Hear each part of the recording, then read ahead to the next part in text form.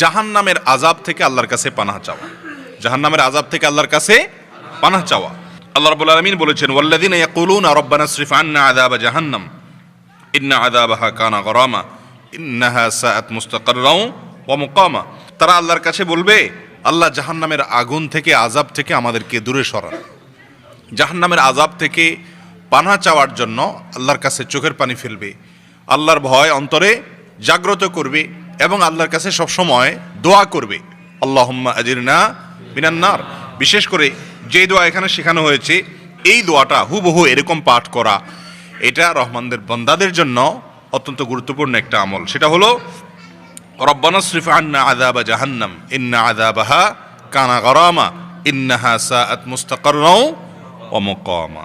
যে তারা জাহান্নামের আযাব থেকে আল্লাহর কাছে পানাহ চাইবে, বিশেষ করে এই দোয়াটা পড়া, রব্বানা ইসরিফ আন্না আযাবা জাহান্নাম ইন্না আযাবাহা কানা গরামা। আল্লাহর কাছে দোয়া চাইবেন, পানাহ করবেন, পানাহ চাইবেন, দোয়া করবেন যে আল্লাহ আমরা আপনার কাছে জাহান্নামের আযাব থেকে পানাহ চাই। ভাইরা আমার, জাহান্নামের আযাবের প্রতি যদি ঈমান এবং বিশ্বাস কোনো মুসলমানের থাকে, তাহলে সে এই আযাব থেকে বাঁচার জন্য তার জীবনের সমস্ত চেষ্টা, সমস্ত সাধনা সে করবে, তারপর সে আযাব থেকে বাঁচার চেষ্টা করবে। আল্লাহুম্মা আজিরনি মিনান নার, আল্লাহুম্মা আজিরনা মিনান নার, দুইটাই ঠিক আছে, একটা এক বচন, একটা বহু বচন, বেশি বেশি করে পড়বেন। সকাল সন্ধ্যায় 7 বার 7 বার পড়ার কথা হাদিসে বর্ণিত আছে। এর বাইরেও উঠতে বসতে চলতে ফিরতে মাঝে মধ্যে আল্লাহ আপনি মাফ করে দেন, এই অভ্যাস গড়ে তুলতে হবে ইনশাআল্লাহ।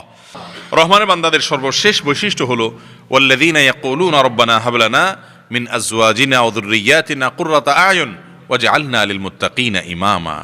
যারা বলে, হে আমার রব, হে আমাদের পালনকর্তা, আপনি আমাদেরকে, আমাদের পরিবারকে, আমাদের সন্তানকে চক্ষু শীতলকারী সন্তান, চক্ষু শীতলকারী পরিবার বানায় দেন। অর্থাৎ এরকম বানায় দেন যাদেরকে দেখলে আমাদের নয়ন জুড়াবে। নয়ন জুড়াবে কখন? নয়ন জুড়াবে তখন যখন আপনি কারোর দিকে তাকালে আপনার সব দিক থেকে ভালো লাগবে, তখন এটাকে বলা হয় চোখ জুড়ানো। আপনার সন্তানটা দেখতে শুনতে অনেক সুন্দর মাশাআল্লাহ, কিন্তু তার চরিত্রের ত্রুটি আছে, তাহলে এই সন্তানের দিকে তাকালে আপনার চোখ শীতল হবে না। হয়তো একজন সন্তান দেখতে শুনতে ভালো, অন্য দিক থেকেও ভালো, চরিত্রের দিক থেকেও ভালো মাশাআল্লাহ, কিন্তু তার আয় উপার্জন নাই, খুব কষ্টে আছে, তাহলে তাকে দেখেও আপনার চোখ শীতল হবে না। তো চক্ষু শীতলকারী সন্তান এটা তখনই হবে যখন সব দিক থেকে পারফেক্ট হবে।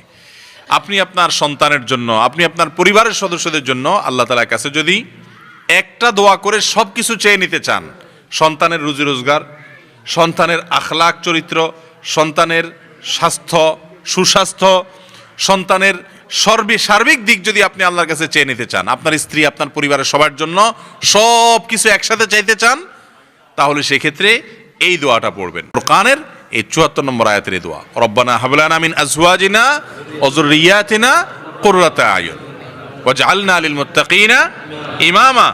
আর আমাদের সবাইকে, আমাদের গোটা পরিবারকে আপনি মুত্তাকিদের নেতা বানায় দেন। মুত্তাকিদের, মুত্তাকি না শুধু, মুত্তাকিদের নেতা বানায় দেন। তার মানে সামনে সামনে যেন থাকতে পারি, আমার এই এলাকাতে যত ভালো কাজ হবে সব কাজে সবার আগে আমি থাকবো। এটা হলো ভালো কাজের নেতৃত্ব। আল্লাহর ঘরে দানের ব্যাপার আসছে, সাধ্য অনুযায়ী আমি সবার আগে শরীক হব। ভালো একটা কাজ করার সুযোগ আসছে, সবার আগে আমি করব। অর্থাৎ ভালো কাজ যারা করবে তাদের নেতৃত্ব দেওয়া, তাদের সামনে সামনে থাকা, অগ্রসর হওয়া, এরকম মানুষ হওয়ার তৌফিক আল্লাহ তাআলার কাছে চেয়ে নেওয়া, এটা হলো রহমানের বান্দাদের একটা বৈশিষ্ট্য, যে তারা শুধু নিজের চিন্তা করে না, পরিবারকেও ভালো রাখে। আমাদের এই সমাজে অনেক মানুষ দেখবেন, অনেক মুরব্বীরা আছে দেখবেন, অনেক বাপেরা আছে দেখবেন, নিজে নামাজ কালাম পড়ে মাশাআল্লাহ আল্লাহ বিল্লাহ করার চেষ্টা করে, কিন্তু ছেলে মেয়েকে দিন শেখানো, দিনদার করার ন্যূনতম গুরুত্ব তারা বুঝে না। তারা শুধুমাত্র ছেলে মেয়েকে টাকা পয়সার মেশিন বানাই দিস, টাকা পয়সার মেশিন বানাই দিস, যে টাকা কামাই নিয়ে আসো, বিদেশ থেকে যাও নিয়ে আসো, অথবা দেশ থেকে নিয়ে আসো, পড়ালেখা করে ক্যারিয়ার গড়ো, আর কাজ কাম করো, আমাদেরকে পয়সা করি দাও, তুমি মানুষের মতো মানুষ হও, আল্লাহর গোলামি করতে শিখো। এই শিক্ষাটা বেশিরভাগ মা বাবারা আজকাল দেয় না। নিজে নামাজ কালাম পড়ে, ফজর নামাজ পড়তে আসার সময় ছেলে বালেগ প্রাপ্তবয়স্ক, তার উপরে নামাজ ফরজ, কিন্তু অনেক বাপ আছে যে কম্বল টানি দিয়ে তার গায়ে তার শোয়াই রেখে আসে। তাহলে আপনি নিজে জাহান্নাম থেকে বাঁচার জন্য আসলেন, অথচ সন্তানের ভালো আপনি চাইলেন না।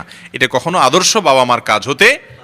বিশেষ করে আমাদের তরুণরা, বাংলাদেশে এখন প্রচুর পরিমাণে যুবক এবং তরুণ আলহামদুলিল্লাহ দিনের পথে অগ্রসর হচ্ছে, কিন্তু বেশিরভাগ তরুণ যুবক তাদেরকে পরিবার থেকে বাবা মা অবহেলা করে দিন থেকে তাদেরকে দূরে সরিয়ে দিচ্ছে। বাবা মা যদি নিজে দিনদারি চর্চা করেন এবং সন্তানদের দিনদারি চর্চার উপরে উৎসাহ না দেন, কিয়ামতের ময়দানে আল্লাহ রাব্বুল আলামিনের কাছে এর জন্য জবাবদিহি করা লাগবে। আল্লাহ তাআলা কোরআনে বিভিন্ন জায়গায় বলেছেন, ওয়া আমুর আহলাকা বিস-সালাহ, এক জায়গায় বলেছেন ওয়া আমুর আহলাকা বিস-সালাহ, তুমি তোমার পরিবারের লোকদেরকে নামাজের অর্ডার করো, নির্দেশ করো, ওয়াস্তাবির আলাইহা, এবং এটার উপরে অটল থাকো।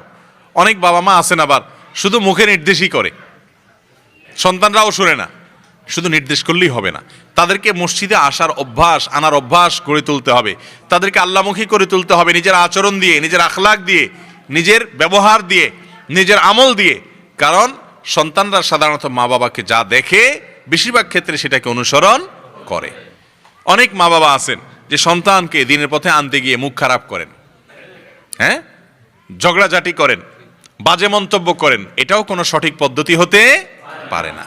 রহমানের বান্দা হওয়ার জন্য নিজে শুধুমাত্র জাহান্নাম থেকে বাঁচার চেষ্টা করলে হবে না, বরং কু আনফুসাকুম ওয়া আহলিকুম, তোমরা নিজেদেরকে এবং নিজেদের গোটা পরিবারকে জাহান্নামের আগুন থেকে বাঁচাও।